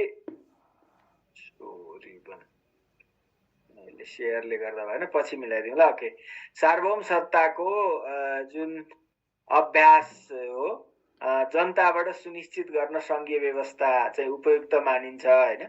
नेपालले संघीय व्यवस्थाको अवलम्बन गरे पनि यसको कार्यान्वयनमा गम्भीर हुन सकिएन भनेदेखि, संघीय व्यवस्था त हामीले अवलम्बन त गरेका छौं तर कार्यान्वयनमा हामी गम्भीर भएर लाग्न सकेनौं, सही कार्यान्वयन गर्न सकेनौं भनेदेखि चाहिँ के हुन्छ त भन्दाखेरि लोकतन्त्रको लाभलाई जनसमक्ष पुर्याउन सकिदैन है फेरि यो व्यवस्थाबाट भनेर यति लेखे पुगिहाल्छ निष्कर्ष चाहिँ। यो एउटा अलिकति स्ट्र्याटेजिक खालको क्वेशन भयो, इम्पोर्टेन्ट क्वेशन भयो हैन। अनि अर्को चाहिँ नेपालको शासन प्रणाली संसदीय शासन प्रणाली हो भन्ने विषयलाई नेपालको संविधानले शासकीय स्वरूपका सम्बन्धमा गरेका व्यवस्थाका आधारमा व्याख्या गर्नुहोस् भनेर सोधिसकेको क्वेशन हो यो चाहिँ। सोधिसकेको क्वेशन हो, फेरि पनि आउन सक्छ यो वाको माथिको 9 नम्बरको मध्ये कुनै आउन पनि सक्छ भनेको मैले फेरि यही आउँछ भन्ने होइन। अब यहाँ दुईटा कुरा, एउटा नेपालको शासन प्रणाली संसदीय शासन प्रणाली हो भनेर भनिन्छ हैन, त्यो विषयलाई चाहिँ खाली नेपालको संविधानले के व्यवस्था गरेको छ शासकीय स्वरूपका सम्बन्धमा त्यसका आधारमा यो चाहिँ नेपालको संसदीय शासन प्रणाली हो भन्ने कुरालाई पुष्टि गर्नुहोस् भनेर व्याख्या गर्नुहोस् भनेर सोधेको हो। अब अलिकति नेपालको शासकीय स्वरूप भनेर टाइटल दिएर नेपालको संविधानको धारा 74 ले नेपालको शासकीय स्वरूप बहुदलीय प्रतिस्पर्धामा आधारित संसदीय शासन प्रणाली, प्रतिस्पर्धामा आधारित संघीय लोकतान्त्रिक गणतन्त्रात्मक संसदीय शासन भनेको छ, त्यो हामीले सबै लेख्नु परेन, संसदीय शासन प्रणाली हुने भनेर उल्लेख गरेको छ। यस बाहेक अब त्यो डिफाइन गर्यो नेपालको संसदीय शासन प्रणाली हो भनेर चाहिँ धारा 74 ले। अब यस बाहेक चाहिँ यो संविधानले संसदीय प्रणालीका विशेषता के हुन्छन् त्यो अनुरूप चाहिँ देहायका व्यवस्थाहरू गरेको हुँदा नेपालको शासकीय स्वरूप संसदीय हो भनेर भन्न सकिन्छ भन्नु पर्यो। हामीलाई संसदीय व्यवस्था, संसदीय प्रणालीका विशेषता थाहा छ, हो ती विशेषताका सम्बन्धमा संविधानले कहाँ के भनेको छ भनेर मात्रै लेख्ने हो यसमा। अनि पुष्टि गर्ने हो कि संसदीय शासन प्रणालीका विशेषता नै नेपालको संविधानले पनि अवलम्बन गरेको रहेछ, त्यसैले यो चाहिँ संसदीय प्रणाली हो भन्न मिलोस् ताकि हैन। अब संसदीय प्रणालीका विशेषता एकातिर, अर्कोतिर नेपालमा भएको व्यवस्था, संविधानमा भएको व्यवस्था हेर्यो भने चाहिँ कार्यकारिणी अधिकार संसदीय शासन प्रणालीमा मन्त्री परिषदमा हुन्छ। नेपालको संविधानको धारा 75ले त्यही भनेको छ, नेपालको कार्यकारिणी शक्ति मन्त्री परिषदमा रहनेछ भनेर। अर्को चाहिँ संसदीय प्रणालीमा के हुन्छ त भन्दा मन्त्री परिषदको गठन चाहिँ संसदबाट हुन्छ। यो विशेषता हो। नेपालको संविधानको धारा 76ले चाहिँ संघीय संसदबाट मन्त्री परिषद गठनको विधि, गठनको प्रक्रिया तोकेको छ। अर्थात् त्यो धारा 76 हेर्यो भनेदेखि चाहिँ नेपालमा पनि मन्त्री परिषदको गठन संसदबाट हुँदो रहेछ भन्ने कुरा प्रष्ट भयो। अब यसमा यो गठन विधि मात्रै लेख्नुहोस् भनेर पनि 1 वर्ष आएको छ है। यो नेपालमा चाहिँ सरकार गठन कसरी हुन्छ, मन्त्री परिषद गठन कसरी हुन्छ भनेर धारा 76 त्यो हेर्नु पर्यो हैन। अर्को चाहिँ संसदको सदस्य मात्रै मन्त्री बन्न पाउने हुन्छ संसदीय प्रणालीमा। अब नेपालको धारा 76 संविधानको धारा 76 को 9 मा चाहिँ मन्त्री परिषदको सिफारिसमा राष्ट्रपतिले संघीय संसदका सदस्यहरू मध्येबाट मन्त्री परिषद गठन गर्ने भनेको छ प्रधानमन्त्रीको सिफारिसमा। भनेपछि यहाँ प्रष्ट भनेको रहेछ 76 को उपधारा 9 ले चाहिँ, धारा 76 को उपधारा 9 ले चाहिँ संघीय संसदका सदस्य मात्रै मन्त्री बन्न पाउँछन् है। तर अब त्यसमा सबै लेख्नु परेन यहाँ। अर्को चाहिँ के छ भने एक्सेप्सनल क्लज पनि छ। त्यसले चाहिँ के भन्छ भनेदेखि यद्यपि 6 महिनाका लागि चाहिँ कुनै व्यक्तिलाई, संसदको सदस्य नभएको व्यक्तिलाई पनि राष्ट्रपतिले मन्त्री नियुक्त गर्न सक्छन्। अनि तर उसले 6 महिनाभित्र संसदको सदस्य लिइसक्नुपर्छ। लिएन भने अब ऊ चाहिँ मन्त्री निरन्तर रहिरहँदैन भनेर त्यो एक्सेप्सनल क्लजको व्यवस्था गरिएको छ। नभए सिद्धान्त त चाहिँ संसदका सदस्यहरू मध्येबाट मन्त्रीमण्डल गठन गर्ने हो। अनि संसदीय व्यवस्थाको अर्को विशेषता चाहिँ संसद प्रति उत्तरदायी सरकार हुन्छ, अथवा सरकार चाहिँ संसद प्रति उत्तरदायी जवाबदेही हुनुपर्छ। अब धारा 76 को 10 ले चाहिँ प्रधानमन्त्री र मन्त्रीहरू संघीय संसद प्रति उत्तरदायी हुनुपर्ने भनेर प्रष्टै लेखेको छ हाम्रोमा पनि। अनि अर्को विशेषता संसदीय प्रणालीको चाहिँ संसदले अविश्वासको प्रस्ताव पास गरेर प्रधानमन्त्रीलाई हटाउन सक्ने हुन्छ। अब नेपालको संविधानले चाहिँ यो कुरालाई चाहिँ पूर्ण पालना चाहिँ गरेको छैन, यो विशेषता चाहिँ पूर्ण रूपमा अनुसरण गरेको छैन। तथापि 2 वर्षसम्म पाइँदैन अविश्वासको प्रस्ताव ल्याउन। तर 2 वर्ष पुरा गरिसकेपछि चाहिँ यो धारा 100 मा प्रधानमन्त्री नियुक्त भएको 2 वर्ष पुरा भएपछि चाहिँ संसदले अविश्वासको प्रस्ताव पारित गरेर प्रधानमन्त्रीलाई हटाउन सक्ने व्यवस्था चाहिँ छ 2 वर्षपछि चाहिँ। अनि अर्को मेजर विशेषता चाहिँ चेक एन्ड ब्यालेन्स अन्तर्गत चाहिँ प्रधानमन्त्रीले संसद विघटन गर्न सक्ने भन्ने हुन्छ। अब नेपालको संविधानले चाहिँ त्यो अव्यवस्था खासमा दिएको छैन भन्दा पनि हुन्छ। तर कस्तो अवस्थाको प्रधानमन्त्रीले संसद विघटन गर्न सक्छ त भन्दाखेरि चाहिँ संसदबाट, संघीय संसदबाट, खास गरी प्रतिनिधि सभाबाट सरकार बन्ने स्थिति नै रहेन। संसद सरकार बन्ने सम्भावना समाप्त भएको अवस्थामा अनि त्यो बेलाको प्रधानमन्त्रीले चाहिँ संसद विघटन गरेर 6 महिनाभित्र निर्वाचन गराउने गरी निर्वाचनको घोषणा गर्न सक्ने व्यवस्था छ। तर अरू बेलामा सरकार बन्ने अवस्था भएको बेलामा, बहुमत रहेको अवस्थामा चाहिँ प्रधानमन्त्रीले संसद विघटन गर्न सक्दैन, अथवा बलियो प्रधानमन्त्रीले चाहिँ सक्दैन। यसरी यी व्यवस्थाहरू छन्।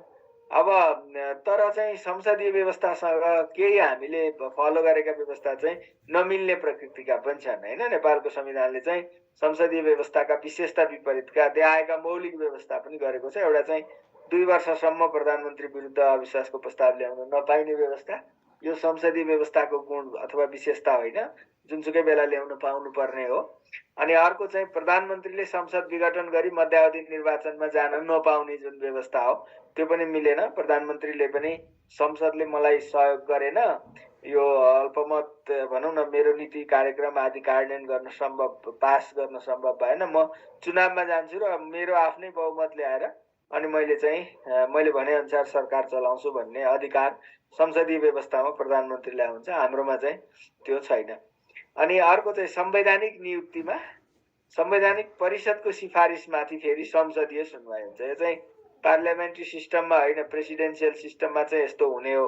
राष्ट्रपतीय प्रणालीमा चाहिँ राष्ट्रपतिले गरेका नियुक्तिको फेरि संसदीय सुनवाई हुन्छ, उसले आफू खुसी नियुक्ति गर्छ। र अब संसदीय प्रणालीमा त संवैधानिक परिषद हुन्छ नि, 6 जना सदस्य, जसमा संसदकै 4 जना सदस्य हुन्छन्, प्रतिनिधि सभाको अध्यक्ष उपाध्यक्ष अनि राष्ट्रिय सभाको अध्यक्ष उपाध्यक्ष। के अरे प्रतिनिधि सभाको प्रतिनिधि अध्यक्ष उपाध्यक्ष होइन, प्रतिनिधि सभाको सभामुख र प्रतिपक्षी दलको नेता हैन।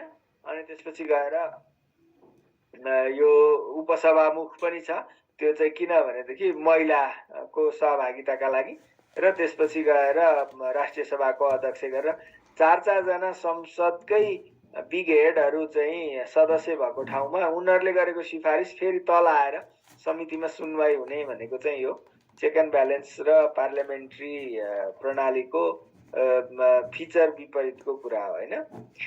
यी कुरा मिल्दैनन्। अनि संसदीय प्रणाली भन्दा फरक प्रकृतिका यस्ता व्यवस्था चाहिँ हामीले किन गर्यौं त भन्दाखेरि राजनीतिक स्थायित्व कायम गर्ने उद्देश्यले गरेको थियो, तर पनि व्यवहारमा चाहिँ यस्तो देखिएको चाहिँ छैन है। अहिले पनि राजनीतिक अस्थिरता कायमै रह्यो, ती कुराहरूलाई उल्लङ्घन गरियो भनेर यहाँ राख्यो। अलिकति निष्कर्ष लेख्नु होला। ओके, अब धेरै कुराहरू अलिकति दुईटा तीनटा कुराहरूको यहाँ फेरि 9-10 त आइसकेको थियो हैन, भन्नु है 8 कति थियो, 7 यो ठिक रहेछ त, 7 8 यो 9 नम्बर हो।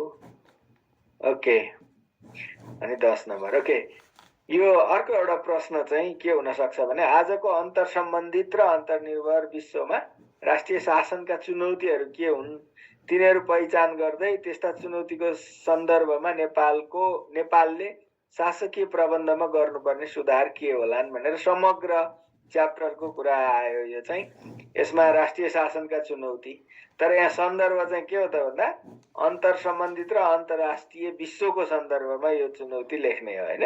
कस्ता कस्ता चुनौती सिर्जना भएका छन् राष्ट्रिय शासनमा भनेर लेख्ने हो। अब यो चुनौतीहरू चाहिँ तपाईले क्लस्टरिङ गरेर पनि लेख्न सक्नुहुन्छ है। राजनीतिक चुनौती, आर्थिक चुनौती, सांस्कृतिक चुनौती हैन, सुरक्षा सम्बद्ध अथवा सुरक्षासँग सम्बन्धित चुनौतीहरू यसरी लेख्न सक्नुहुन्छ है। अब जस्तो राजनीतिक चुनौती भन्यो भने पोलिटिकल च्यालेन्ज भन्यो भनेदेखि चाहिँ के सिर्जना भएको छ त भन्दा अब अन्तर्राष्ट्रिय राजनीतिक परिवेशले देशभित्रको राजनीतिलाई प्रभावित गरिदिन्छ। अब यसमा सरकार गठन विघटनमा अथवा विभिन्न ऐन नियम निर्माणमा अन्तर्राष्ट्रिय शक्तिहरूको प्रभाव चाहिँ कायम हुने जोखिम रहन्छ है। यो चुनौती अन्तर्राष्ट्रिय शक्तिहरूको प्रभावबाट मुक्त रहनु एउटा होला। अर्को भनेको चाहिँ यो राष्ट्रिय हित, राष्ट्रिय एकता, अखण्डता, स्वाधीनता, सार्वभौमसत्ताको रक्षा गर्नमा चुनौती सिर्जना हुन्छ यसले हैन। त्यो अर्को चुनौती राजनीतिक चुनौती अन्तर्गत त्यो भयो हैन। र अरू मुलुकहरूमा देखिएको राजनीतिक उतार चढावको प्रभाव राष्ट्रिय राजनीतिमा पर्न सक्छ, त्यो पनि अर्को चुनौती हो। जस्तो फेरिफेरीमा जताततै निरङ्कुशता देखियो भने त्यो मेबी राज्यभित्रका संस्थाहरू पनि निरङ्कुश हुने जोखिम देखा पर्न सक्छ। अन्ततिर चाहिँ राजनीतिक अस्थिरता भयो भने त्यो अस्थिरताको हावा देशभित्र पनि प्रवेश गर्न सक्छ हैन। त्यो राजनीतिक चुनौती भयो भने।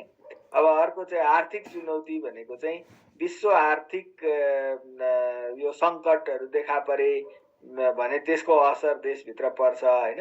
अनि अन्तर्राष्ट्रिय बजारमा उपलब्ध आर्थिक अवसरहरू, रोजगारीका अवसरहरू आदिमा हुने सङ्कुचनले राष्ट्रिय अर्थतन्त्र फेरि प्रभावित हुन्छ हाम्रो, जस्तो रेमिटेन्स बेस्ड भनेको त हैन। अनि त्यस्तै गरिकन यो चाहिँ विभिन्न मुलुकहरूले बाह्य लगानी, अन्तर्राष्ट्रिय लगानीमा लिएको नीतिको प्रभाव हाम्रो राष्ट्रिय अर्थतन्त्रमा पनि पर्छ हैन। अनि त्यस्तै गरिकन हाम्रो चाहिँ अर्थतन्त्र चाहिँ यदि उत्पादन बढाएर निर्यात प्रवर्धन गर्न सकेनौँ भने आयातमुखी परनिर्भर अर्थतन्त्र निर्माण हुने चुनौती सिर्जना हुन सक्छ। यी आर्थिक भयो भने सांस्कृतिक सामाजिक च्यालेन्ज भनेको चाहिँ कल्चरल डिप्लिसन, यो संस्कृति चाहिँ लोप भएर जाने, अनि कल्चरल इन्भेजन, बाह्य संस्कृतिको हस्तक्षेप बढ्ने हैन। अनि कल्चरल कन्फ्लिक्ट्स, सांस्कृतिक द्वन्द्वहरू सिर्जना हुने है। अनि सामाजिक मूल्यहरूको क्षयीकरण है, सोसल भ्यालुज एन्ड नर्म्सहरू चाहिँ क्षयीकरण भएर जाने हैन। यो ग्लोबलाइजेसनले र अन्तर्निर्भरताले यस्ता खालका च्यालेन्जेस चाहिँ सामाजिक सांस्कृतिक च्यालेन्जेसहरू, भाषाको चाहिँ लोप भएर जाने वा विदेशी भाषाको सिको गर्ने हैन, यी कुराहरू चाहिँ देखा पर्न सक्छन् भनेर तपाईँले सामाजिक सांस्कृतिकमा हेर्न सक्नुहुन्छ। राष्ट्रिय सुरक्षा सम्बद्ध च्यालेन्ज भनेको चाहिँ अब सार्वभौम सत्ता, अखण्डता, स्वाधीनतामा चाहिँ थ्रेट पैदा हुन सक्छ। त्यस्तै गरिकन यो सीमा सुरक्षाको चुनौती बढ्छ। त्यस्तै गरिकन अन्तर्राष्ट्रिय हमला, युद्ध आदिको जोखिम बढ्ने हुन्छ। अहिले जति भने पनि युद्ध देशहरूका बीचमा निर्मम युद्धहरू भइरहेकै छ, तपाईँले देखिरहनु भएकै छ। आतंकवाद, सङ्गठित अपराध, होइन, यिनीहरूको चाहिँ विस्तार हुन सक्छ र त्यसबाट राज्य प्रभावित हुन सक्छ। महामारीहरू जस्तो कोरोना भाइरस जस्ता, कोभिड जस्ता अन्य महामारीहरू सहजै देशभित्र भित्रिन सक्छन् र विश्वव्यापी रूपमा फैलिन सक्छन्। राष्ट्रिय शासनमा यस्ता खालका राजनीतिक, आर्थिक, सामाजिक, सांस्कृतिक अनि त्यसपछि गएर चाहिँ यो के भन्छ सुरक्षा सम्बद्ध र अर्को एउटा चाहिँ वातावरणीय पनि चुनौतीहरू, च्यालेन्जेसहरू अहिले क्लाइमेट चेन्ज, ग्लोबल वार्मिङ, होइन, अथवा चाहिँ डिजास्टर रेसिलियन्सका लागि ग्लोबल इफोर्ट, कोलाबोरेसन, यी कुराहरूको पनि प्रभाव राष्ट्रिय शासनमा परिराखेको अवस्था छ। यसरी लेख्नुपर्ने हुन्छ। चुनौती सामना गर्न के गर्नु पर्ला भन्दा चाहिँ ती माथिका आधारमा राजनीतिक आयामलाई हेरेर चाहिँ राजनीतिक संस्था संरचना, निर्वाचन प्रणाली, होइन, यो शासकीय पद्धति, यिनीहरूलाई चाहिँ पारदर्शी, जनमुखी, उत्तरदायी, लोकतान्त्रिक बनाउनु जरुरी छ। लोकतान्त्रिक संस्थाहरूको सुदृढीकरण र संस्थागत क्षमता बढाउनु जरुरी छ। अनि राष्ट्रिय हितका विषयमा राष्ट्रिय सहमति र समान धारणा विकास गरेर स्थिर नीतिहरू, आर्थिक नीति, परराष्ट्र नीति, होइन, यस्ता खालका स्थिर नीतिहरूको स्थापना विकास र कार्यान्वयन गर्नु जरुरी छ राजनीतिक हिसाबले भन्ने हो भने। अर्को आर्थिक हिसाबले भन्ने हो भनेदेखि चाहिँ हाम्रो इकोनोमिक डिप्लोमेसी, आर्थिक कूटनीतिलाई स्ट्रेन्थेन गर्ने कुरा, राष्ट्रिय अर्थतन्त्रको जग मजबुत बनाउन, उत्पादनशील क्षेत्रमा लगानी अभिवृद्धि गर्ने कुरा र अर्थतन्त्रमा उच्च प्रविधिको इन्जेक्ट गर्ने, प्रयोग गर्ने कुरा र उत्पादन र उत्पादनशीलतालाई अभिवृद्धि गर्ने कुरा र देशभित्र उत्पादनको समन्वयिक, सन्तुलित र समतामूलक वितरणको सुनिश्चितता गर्ने कुरा र विश्व अर्थतन्त्रले उपलब्ध गराउने अथवा विश्व अर्थतन्त्रमा वा विश्व बजारमा भएका अवसरहरू जुन हुन्, सम्भावना र अवसरहरूको उपयोग गर्न सक्ने गरी हाम्रो क्षमता अभिवृद्धि गर्नुपर्ने कुरा। त्यसपछि गएर हाम्रो चाहिँ अन्तर्राष्ट्रिय सन्धि सम्झौता, जुन आर्थिक विषयका सन्धि सम्झौताहरू छन्, तिनीहरूको परिपालना गर्ने कुरा र तिनको नेगोसिएसनमा राष्ट्रिय हितलाई केन्द्र गर्नुपर्छ भनेर चाहिँ राख्नुपर्छ। यी कुराहरू चाहिँ सुधारका रूपमा। त्यस्तै आर्थिक भयो, अब सामाजिक सांस्कृतिकमा त्यही नै हो। राष्ट्रिय मौलिक संस्कृति, भाषा, यी पर्व अथवा सांस्कृतिक धरोहरहरूको रक्षा, संरक्षण र प्रवर्धन गर्नु पर्यो, होइन। अनि त्यसपछि गएर बाह्य संस्कृतिको प्रभाव र हस्तक्षेपलाई निरुत्साहित गर्न विभिन्न सचेतनामूलक कार्यक्रमहरू सञ्चालन गर्नु पर्यो, होइन। अनि यो भाषा, लिपि, ऐतिहासिक मूल्य मान्यता, परम्परागत मूल्य मान्यता, यिनीहरूको संरक्षणकारी नीति राज्यले अवलम्बन गर्नु पर्यो। अनि त्यसपछि गएर चाहिँ हामीले विद्यालय, विश्वविद्यालयका पाठ्यक्रमहरूमा हाम्रो मौलिक संस्कृति, हाम्रा सांस्कृतिक धरोहरहरू, पुरातात्विक धरोहरहरू, ऐतिहासिक धरोहरहरू, भाषाहरू, लिपिहरू अथवा यस्ता ट्रेजर, यो कल्चरल ट्रेजर, अनि त्यसपछि गएर आर्कियोलोजिकल ट्रेजर र सोसल नर्म्स एन्ड भ्यालुजलाई चाहिँ समावेश गरेर, पाठ्यक्रमहरूमा समावेश गरेर तिनीहरूको अलिकति प्रवर्धन, प्रचार प्रसार आदि पनि गर्नु जरुरी हुन्छ भनेर यसरी विभिन्न कुराहरू लेख्न सक्नुहुन्छ सुधारका लागि चाहिँ। अनि निचोडमा जान सक्नुहुन्छ। ओके। र नेपालको प्रशासनिक संरचनाको खाका प्रस्तुत गर्दै माथि पनि आयो त है, यसमा रहेका प्रमुख समस्या र कमजोरीहरूमाथि टिप्पणी गर्नुहोस्। प्रशासनिक संरचनाको खाका माथि पनि आयो, यहाँ अलिकति दोहोरियो, तर यसमा समस्या र चुनौती, समस्या र सुधारका लागि सुझाव भन्ने नयाँ कुरा आयो। अब नेपालको प्रशासनिक संरचनाका समस्या वा कमजोरी भनेको त अब हामीले राजनीतिक रूपान्तरण, राजनीतिक परिवर्तन अनुकूल प्रशासनिक परिवर्तन गर्न सकेका छैनौं। अनि संघीयतामा संविधानले संघ, प्रदेश र स्थानीय तहका बीच बाँडफाँड गरेको अधिकार अनुरूप संरचनाहरू र प्रशासनिक संरचनाको पुनर्संरचना गर्न सकिएको छैन। अनि तिनै तहको प्रशासनिक संरचना सञ्चालनका लागि आवश्यक कानुनहरू तर्जुमा हुन सकेका छैनन्। संघ, प्रदेश र स्थानीय तहका प्रशासनिक संरचना बीचको अन्तर्सम्बन्ध, समन्वय, सहकारिता, सहअस्तित्व कायम गर्ने चाहिँ प्रक्रिया, संयन्त्र, प्रणाली यसको डिफाइन गर्न सकिएको छैन हैन, त्यो गर्न सकिया छैन। हाम्रो प्रशासनिक संरचनाका संगठनहरू चाहिँ परम्परागत, यन्त्रिक र कठोर प्रकृतिका पदसोपानिक पिरामिड आकारका संगठनहरू छन्। अनि त्यसपछि गएर यसमा अलि बढी नियन्त्रणमुखी कमान्ड एन्ड कन्ट्रोल, आदेश र नियन्त्रणमा आधारित कार्यशैली हाबी छ। अनि हाम्रा प्रशासनिक संगठन संरचनाहरूको अथवा प्रशासनिक संरचनाको चाहिँ इथिकल, मोरल र इन्टिग्रिटी डाइमेन्सन है, नैतिकता, सदाचार र निष्ठाका आयामहरू, ती पक्षहरू कमजोर छन्। सहभागिता, पारदर्शिता, उत्तरदायित्व को पूर्ण अवलम्बन प्रशासनिक संयन्त्रमा गर्न सकिया छैन। खास गरिएर नवीनतम प्रविधिको उपयोग एकदमै कम छ। नयाँ प्रविधि, सूचना सञ्चार प्रविधिको उपयोग एकदम कम छ। र यो बिहेभियरल डाइमेन्सन भनेको व्यवहार चाहिँ प्रशासनिक संरचनामा सम्बद्ध कर्मचारीहरूको, जनशक्तिको व्यवहारमा रूपान्तरण गर्न सकिएको छैन। लोकतन्त्रको डेलिभरी गर्न सक्ने किसिमको यो संस्था प्रशासनिक संरचनालाई चाहिँ दक्ष, सक्षम, नतिजामुखी बनाउन पनि सकिएको छैन भनेर यसरी लेख्ने। त्यो कमजोरी लेखिसकेपछि त्यसैलाई रिभर्स गरेर हामीले के गर्ने त भन्दा सुझाव दिने हो। ओके, यसरी गर्नुपर्छ। अब आज यति नै गरौँ जस्तो लाग्यो मलाई। धेरै त एकैचोटि गरेर हुँदैन। अब निर्वाचन प्रणालीमा पुगेका छौँ हामी, यहाँबाट फेरि भोलि गरौँला है त। निर्वाचन प्रणाली भनेपछि यो सकेर तपाईहरुको हेर्नुहोस् चाहिँ अहिले म काटेर पठाइदिन्छु।